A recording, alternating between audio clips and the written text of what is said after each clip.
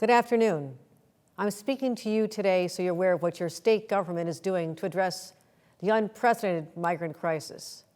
I'm fully aware that New Yorkers are concerned that over the past year, more than 100,000 asylum seekers have arrived in our state, requiring an historic humanitarian response.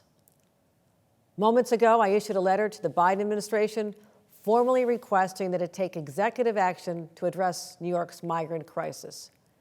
I'll detail those actions in a moment, but first, let's talk about how we got here. It all started at our nation's southern border, when Governor of Texas, Greg Abbott, made the despicable decision to load migrants onto buses and ship them out to score cheap political points, treating these individuals as pawns. Since that time, the state has deployed enormous resources toward New York City's valiant efforts to shelter and support these nearly 100,000 migrants who have already arrived here. The reality is, we've managed thus far without substantive support from Washington. And despite the fact that this is a national, indeed an inherently federal issue. But New York has shouldered this burden for far too long. Since the first migrants began arriving at the Port Authority bus terminal last year, city and state have poured tremendous funds, billions of dollars, and energy into helping them. The city has been helping by the state to manage this in partnership with our state legislature, and in our budget we allocated over $1 billion, now upwards of $1.5 billion, for providing shelter, National Guard, public health, transit, case management, and legal services to asylum seekers, especially the housing. That's in addition to the over 200 shelters and hotels that are stood up by the City of New York with some financial support from the state. But now, many of you are starting to see open space turn into enormous temporary shelters, buses arriving at hotels in several upstate counties. And undoubtedly, you have many questions. Why are they coming? Why New York City? Why are these large shelters being built? And will they move to communities throughout the entire state of New York? The bottom line is you're wondering, what does this mean for me and my community? And what are our government leaders doing to address it?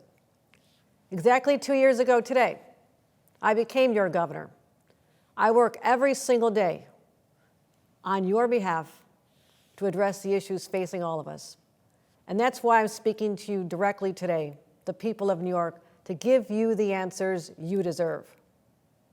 These individuals are literally fleeing for their lives, political strife, gang violence, extreme poverty, and persecution. They're coming to this country with the same goal that my once impoverished Irish grandparents did, just to build a better life for themselves and their families. And while my grandpa started work in this country as a migrant farm worker, he and millions of others who came before us lived the American dream that has beaconed people from across the globe. He was welcomed by the Statue of Liberty, but he lived that dream because he could work here in his adopted country. So to answer the question, people are coming here to seek asylum status here in the United States so they can be safe and ultimately work to support themselves. Why New York City? First of all, we know New York City has a long history, a proud history of embracing immigrants. In addition, in 1981, the City of New York and a coalition for the homeless signed an agreement that the city would provide shelter to anyone who seeks it. This is an agreement that does not apply to the state's other 57 counties, which is one of the reasons we cannot and will not force other parts of our state to shelter migrants. Nor are we going to be asking these migrants to move to other parts of the state against their will. That said, I do believe we have a moral imperative to help these new arrivals.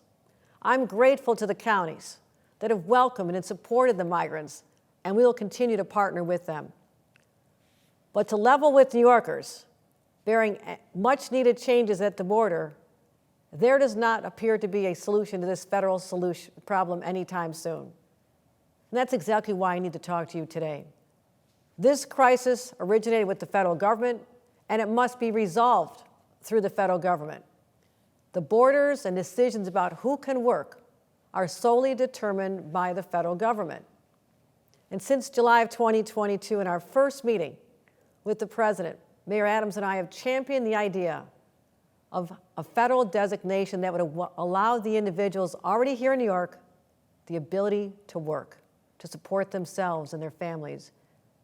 The mayor and I said then, and in countless meetings with Congress, the White House, cabinet members, at rallies with labor, press conferences, and working with business, what we've said all along is just let them work and help us out financially. That's why today I have sent a letter to President Biden formally requesting immediate executive action in 4 key areas.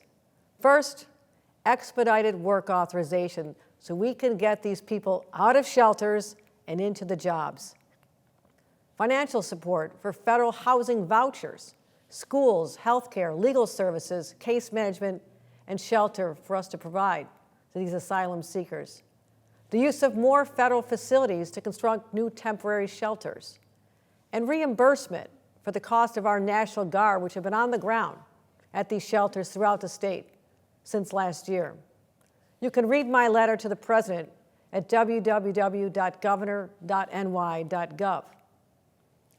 Not only will the ability to give them employment allow them to get through this crisis, it helps solve another crisis that we're experiencing in every corner of the state.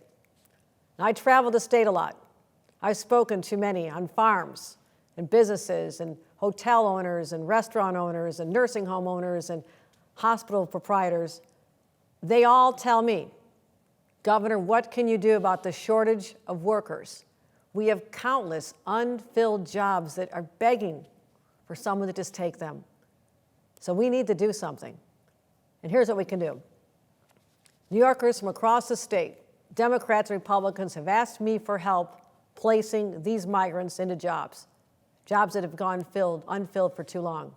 We are ready to act as soon as these migrants receive work authorization. But right now, because we've been waiting a very long time, the State Department of Labor will be launching a new program this September to immediately place asylum seekers in jobs just as soon as they're legally able to work.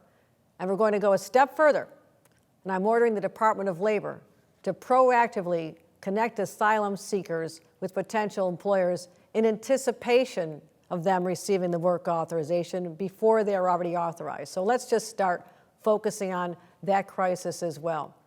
And today, our quest continues to squarely tell the White House, let them work. Until that happens, we'll continue to need funding and sites from the federal government to help cover the massive expenses of sheltering tens of thousands of people in our country and our state today. But also, ultimately, we need comprehensive immigration reform from Congress. And here's how New Yorkers can help. Contact your local member of Congress. If you're represented by a Republican, please ask them to stop politicizing people's lives, stop fighting President Biden's comprehensive, smart solutions, and work together towards solving this. If you're represented by a Democrat, ask them to support my plan for more engagement and direct support from the administration. New Yorkers, at the end of the day, we will continue to be that beacon of hope and freedom from oppression that has drawn people here and made us so incredibly fascinating. We are a state that cherishes our diversity and our inclusiveness, and we always will. For me, the answer to these 2 crises, this humanitarian crisis and our workforce crisis, is so crystal clear and common sense. Let them get the work authorizations. Let them work legally. Let them work. I say, New Yorkers, thank you for listening. I promise to keep you engaged and involved. And as your governor, as I promised 2 years ago today, I will always protect the interests of all of you and your families. And I am confident that if the federal government steps up and does its part, we will see this crisis through. As New Yorkers, we've been through a lot together, and we will get through this together again. Thank you.